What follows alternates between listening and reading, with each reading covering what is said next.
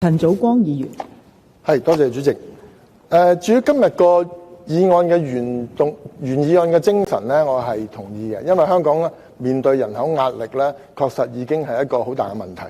咁我就唔敘述之前好多同事已經講過嗰啲原因。咁我特別想講兩點。第一咧就係我認為咧，應該係唔動用公帑嘅前提底下咧，開放學生簽證俾內地嘅學生，去吸引一定比例自費學生嚟讀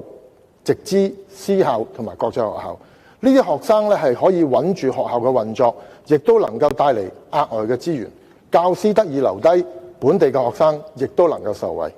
最重要嘅係咩呢？呢啲學生嚟到呢，喺呢度長大，熟悉呢度嘅文化語言，10幾年之後佢會成為香港背靠大灣區嘅全力嘅人才庫，亦都成為本地勞動力注入一個新一代嘅力量。政府只要設立清晰嘅配額同埋留港嘅政策，確保補位不搶位，呢個措施就能夠兼顧教育穩定同埋長期人力嘅政策。主席，喺補充青年勞動力之餘，我亦都認為要着眼於點樣延長人力嘅貢獻。喺原議案裏面提到要研究全體公務員退休年齡到65歲，我認同喺人力資源壓力下應該係要研究嘅，但係唔係一刀切全體公務員嘅退休年齡都去到65歲。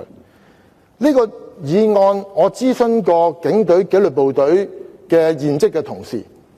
佢哋對於一刀切65歲退休係表示憂慮，反而呢，佢哋係強力要求公務員事務局係唔係可以積極推動而家喺退休金條例55歲退休嗰一班同事，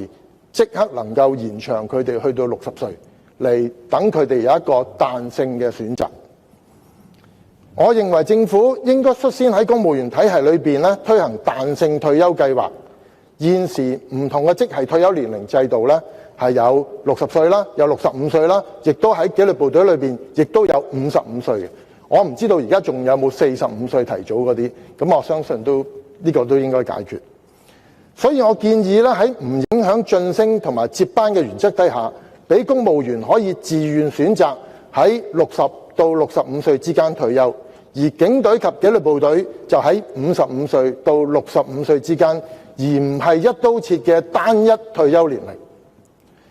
咁樣既能夠照顧唔同崗位嘅實際情況，亦都俾嗰啲健康、經驗豐富、有心繼續服務嘅同事呢，能夠延長貢獻，協助新人培訓，穩定我哋嘅紀律部隊同埋公務員隊伍。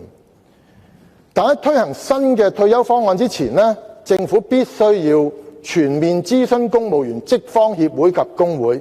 確保措施得到認同同埋理解。退休制度呢，關乎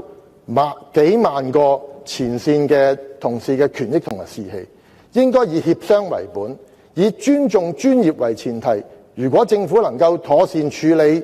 彈性退休，不但可以維持人手，亦都可以成為公務員制度現代化嘅一步。主席，香港嘅人口同人力問題唔能夠單靠一招解決，開放學生簽證係吸納新血，推行彈性退休係延續實力，兩者相輔相成，幫青年同埋資深力量並行，為香港建立更加穩定、更有層次嘅人力結構。我相信香港完全可以從人手少嘅憂慮走向人盡其才嘅未來。多謝主席。